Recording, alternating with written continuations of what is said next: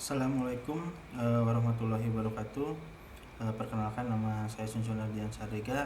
Pada kesempatan ini untuk memenuhi tugas UTS untuk mereview atau reflective review di infrastruktur dari 5 topik pembahasan yang sudah dibahas di masa perkuliahan dengan dosen pengampu Ibu Andini Radisia Pratiwi, SOS MSI PhD. Oke, tujuan penulisan makalah ya. Pertama, menganalisis konsep dan prinsip dasar infrastruktur hijau. Kedua, merefleksikan pergeseran beranggapan bahwa green is the new gray. Kemudian yang ketiga ada mengaitkan peran infrastruktur hijau dengan pencapaian SDGs. Kemudian yang keempat ada mengkaji peran hidrologi dan pengelolaan air dalam infrastruktur hijau dan menelaah penerapan infrastruktur hijau dalam sektor-sektor krusial seperti mengevaluasi manfaat dan tantangan implementasinya. Ruang lingkup, pertama ada konsep dan definisi infrastruktur hijau. Kedua ada keterkaitan infrastruktur hijau dengan SDGs.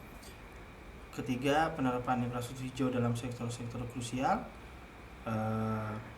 Yang keempat, paradigma green is the new gray. Yang terakhir adalah aspek hidrologi dan pengelolaan air dalam infrastruktur hijau. Reflective review dari topik 1 dengan berjudul konsep green infrastruktur. Permasalahan utama adalah meningkatnya tekanan lingkungan perkotaan akibat dominasi green infrastruktur yang memicu banjir, penurunan kualitas air dan urban heat island sebagaimana terlihat pada kasus kawasan Pasteur Bandung. Kondisi ini diperparah oleh hujan ekstrim, lereng curam, dan tingginya permukaan kedap air sehingga menuntut pendekatan pembangunan yang lebih selaras dengan alam melalui GI. Materi ini menumbuhkan kesadaran bahwa solusi teknis konvensional tidak lagi memadai, sementara GI menawarkan pendekatan yang lebih holistik dan berkelanjutan. Analisis GI meningkatkan nature based solution dan layanan ekosistem dalam satu sistem yang terbukti mampu menurunkan limpasan dan meningkatkan infiltrasi air seperti pada kasus Pasteur. Evaluasi kekuatan GI terletak pada manfaat multi level lingkungan dan sosial. Namun kelemahannya adalah kebutuhan koordinasi tinggi dan risiko kegagalan fungsi jika tidak dikelola dengan baik. Kesimpulannya adalah green infrastruktur merupakan pendekatan yang relevan dan mendesak untuk menjawab tantangan perkotaan modern dengan mengintegrasikan pembangunan fisik dan pelestarian lingkungan. Action plan strategis yang diperlukan meliputi integrasi GI dalam kebijakan tata ruang, peningkatan kapasitas SDM, pengembangan proyek percontohan, penguatan kolaborasi multi pihak, serta monitoring dan evaluasi berkala agar GI dapat diterapkan secara nyata dan berkelanjutan. Kemudian ada topik 2 dengan judul Green is the New Grey. Materi ini menyoroti dominasi green infrastruktur yang efektif secara teknis, tetapi memicu banjir, degradasi lingkungan dan urban heat island sehingga kurang adaptif terhadap perubahan iklim dan mahal dalam jangka panjang. Materi ini menimbulkan kesadaran bahwa ketergantungan pada infrastruktur abu-abu tidak berkelanjutan, sementara solusi berbasis alam merupakan kebutuhan strategis. Studi kasus seperti di Kediri dan Feidian. Kemudian ada analisis perbandingan menunjukkan green infrastruktur lebih unggul dalam mitigasi banjir, kualitas lingkungan, dan ketahanan jangka panjang. Namun kegagalan di Kediri dan Kaufeidian menegaskan bahwa keberhasilan GI sangat bergantung pada integrasi perencanaan, kebijakan, manajemen, dan keterlibatan pemangku kepentingan. Evaluasinya, GI memiliki keunggulan multi benefit dengan efisiensi jangka panjang, tetapi menghadapi kendala regulasi, pembiayaan, dan data teknis, serta penerimaan masyarakat. Kemudian kesimpulannya, transisi dari green infrastruktur merupakan keniscayaan, namun harus disertai informasi tata kelola dan integrasi aspek sosial ekonomi. Studi kasus menunjukkan bahwa berkelanjutan menuntut pendekatan yang sistematik dan adaptif. Action plan meliputi integrasi GI dalam kebijakan tata ruang, penerapan infrastruktur hybrid, green, penguatan kelembagaan, peningkatan partisipasi publik, serta pengembangan sistem monitoring berbasis indikator ekologi dan sosial. Kemudian ada topik 3, Sustainable Development Goal and Green Infrastructure. Topik 3 ini menyoroti tantangan pencapaian SDGs di tengah urbanisasi, perubahan iklim, dan keterbatasan sumber daya, terutama akibat lemahnya integrasi tujuan lingkungan dalam pembangunan infrastruktur. Materi ini menegaskan bahwa SDGs menuntut perubahan paradigma pembangunan, bukan sekedar target global saja. Pendekatan GI memberi harapan karena mampu menerjemahkan prinsip SDGs ke dalam praktik nyata. Kemudian adalah hasil analisis GI sejalan dengan prinsip integrasi ekonomi, sosial, dan lingkungan dalam SDGs. Namun efektivitasnya bergantung pada konteks lokal. Kemudian evaluasi, GI memiliki keunggulan dalam penyediakan co-benefit ekologis, sosial, dan ekonomi, tetapi menghadapi kendala pendanaan, kualitas data, dan partisipasi publik. Kesimpulannya, GI merupakan pendekatan strategis untuk mempercepat pencapaian SDGs, khususnya di kawasan perkotaan dan rentan iklim. Keberhasilannya ditentukan oleh integrasi kebijakan, kelembagaan yang kuat, dan komitmen panjang. Kemudian action plan yang diperlukan meliputi integrasi GI dalam perencanaan, pembangunan, penguatan kebijakan berbasis data lokal, peningkatan pendanaan hijau, kolaborasi multi pihak, serta monitoring dan evaluasi berbasis indikator SDGs. Topik 4 ada judul hidrologi dan pengelolaan air dalam infrastruktur hijau. Urbanisasi dan berkurangnya ruang resapan menyebabkan sistem drainase konvensional tidak mampu menampung limpasan hujan. Green infrastruktur ditawarkan sebagai solusi dengan meniru siklus hidrologi alami melalui infiltrasi dan retensi air.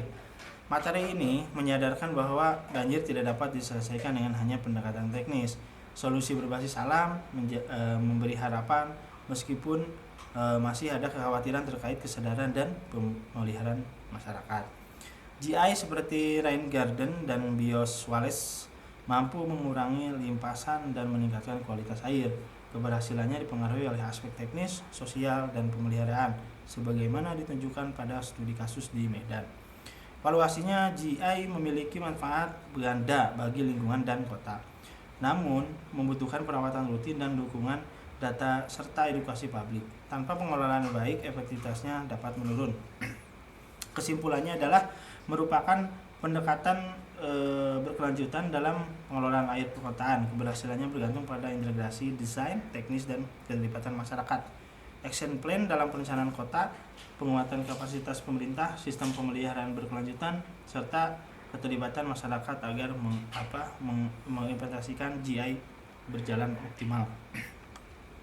Kemudian ada topik 5 yang terakhir, penerapan green infrastruktur dalam sektor-sektor krusial. Sektor-sektor krusial itu seperti air, transportasi, pemukiman, energi, kesehatan, dan pangan masih didominasi green infrastruktur yang kurang adaptif terhadap perubahan iklim dan biaya tinggi dalam jangka panjang. Kondisi ini menuntut pendekatan infrastruktur yang berkelanjutan secara ekologis dan sosial, sehingga GI menjadi alternatif strategis lintas sektor. Refleksi ini menumbuhkan kesadaran bahwa infrastruktur seharusnya menyatu dengan ekosistem dan meningkatkan kualitas hidup. GI memberikan harapan, namun masih kerap dipersepsikan sebagai elemen estetika, bukan infrastruktur inti, sehingga memuncul kekhawatiran akan kesiapan pemahaman dan kapasitas lintas wilayah. Penerapan GI terbukti memberi manfaat lintas sektor melalui dari peningkatan kualitas dan infiltrasi air, penurunan suhu dan limpasan di kawasan transportasi dan pemukiman, peningkatan kesehatan, efisiensi energi, hingga dukungan ketahanan pangan. Hal ini menunjukkan GI bersifat multifungsi dan menghasilkan CO atau co-benefit yang saling memperkuat. Kekuatan GI terletak pada manfaat multilevel berbasis alam, tetapi implementasinya terkendala regulasi sektoral, pendanaan, koordinasi kelembagaan, dan indikator kinerja. Kesimpulannya, GI merupakan pendekatan strategis untuk meningkatkan ketahanan dan berkelanjutan sektor-sektor krusial dengan menjembatani pembangunan fisik dan pelindungan lingkungan. Kemudian action plan meliputi integrasi GI dalam perencanaan lintas sektor, penguatan kapasitas dan pendanaan hijau, pengembangan proyek pencontohan replikatif, penerapan monitoring berkelanjutan, dan pelibatan aktif masyarakat dan pemangku kepentingan. Oke, itulah topik 1, topik 5. Kemudian selanjutnya review untuk jurnal. Jadi jurnal pertama itu yang berjudulkan Harnessing Subsurface Flow at the Soil Bedrock Interface as a Hidden Water Resource for Rainwater Harvesting, Insight from Long-Term Hydraulical Monitoring on Humid Karst Hill Slope. Penelitian oleh Ji Yongfu, Hamid M, Bahjed Huyu, Seng Wang, Jiajun Yu, Rong Jipang, Ji Zhao, and Hong Song Chen. Penelitian ini menyoroti potensi subsurface flow pada antara muka tanah bantuan karst sebagai sumber air tersembunyinya yang lebih andal dibandingkan surface flow dalam sistem rainwater harvesting.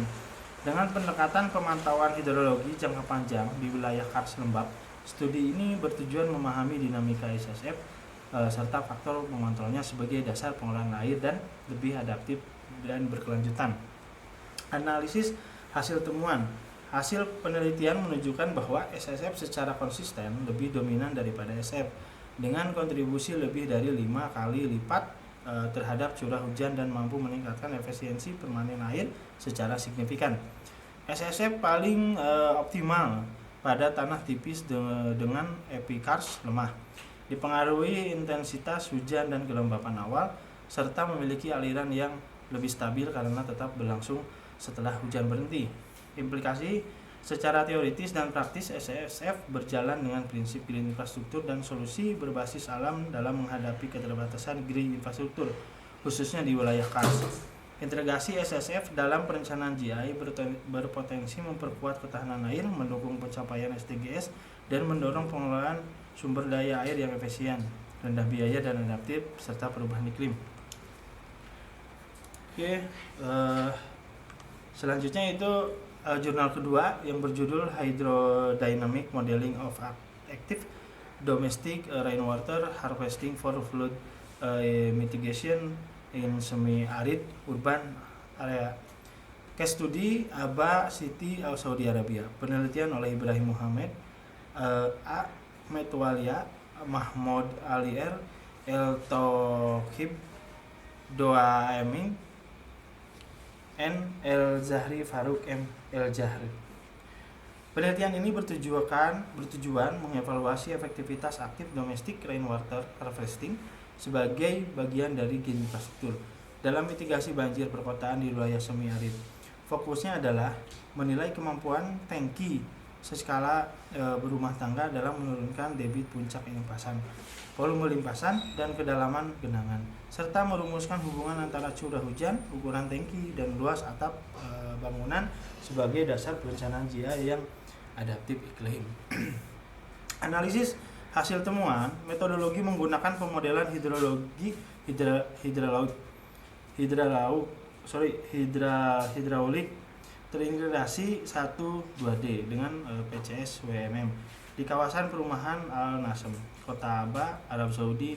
Simulasi dilakukan pada berbagai periode ulang hujan dengan skenario tanpa dan dengan RWH aktif sebagai low impact development, sehingga efektivitas RWH dapat dianalisa secara kuantitatif dan spasial melalui indikator reduksi debit puncak dan kedalaman banjir. Implikasi hasil penelitian menunjukkan bahwa penerapan RWH secara signifikan menurunkan debit puncak limpasan hingga sekitar 37-42% dan mengurangi luas serta kedalaman genangan banjir. Efektivitas RWH dipengaruhi oleh ukuran tangki dan presentasi luas atap dengan batas optimum kapasitas tampungan. Temuan ini menegaskan bahwa RWH merupakan GI yang efektif, berbiaya relatif rendah, dan relevan untuk meningkatkan ketahanan kota semi-arid terhadap banjir dan perubahan iklim. Kemudian Yang terakhir ada penutup dan kesimpulan dan sarannya.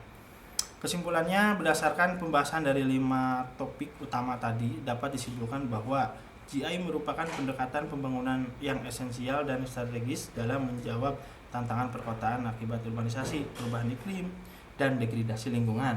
Dominasi green infrastruktur terbukti hanya efektif dalam jangka pendek dan menimbulkan berbagai dampak lanjutan, sementara GI menawarkan solusi berbasis alam yang lebih adaptif, berkelanjutan, dan memberikan manfaat multi-level lintas sektor. Melalui integrasi prinsip nature-based solution, pengelolaan hidrologi alami, serta dukungan tata kelola yang kuat, GI berperan berbagai penghubung antara divisi global, pembangunan berkelanjutan, dan implementasi lokal, sekaligus menjadi fondasi penting bagi kota yang tangguh, sehat, dan berorientasi pada kualitas hidup. Untuk saran untuk mewujudkan implementasi GI yang lebih efektif, diperlukan penguatan integrasi GI dalam kebijakan dan perencanaan formal, peningkatan kapasitas teknis dan kelembagaan, serta pengembangan pendanaan hijau yang berkelanjutan. Selain itu, pelibatan aktif masyarakat dan kolaborasi multi pihak perlu diperkuat sejak tahap perencanaan sehingga pengelolaan disertai sistem monitoring dan indikator kinerja yang terukur dan transparan. Dengan langkah tersebut, GI diharapkan tidak berhenti secara wacana normatif, tetapi berfungsi nyata sebagai instrumen strategis pembangunan perkotaan yang berkelanjutan dan tangguh terhadap perubahan iklim. Oke, baik, terima kasih. Mungkin kurang lebih seperti itu yang bisa saya sampaikan. Mohon maaf bila ada salah kata. Assalamualaikum warahmatullahi wabarakatuh.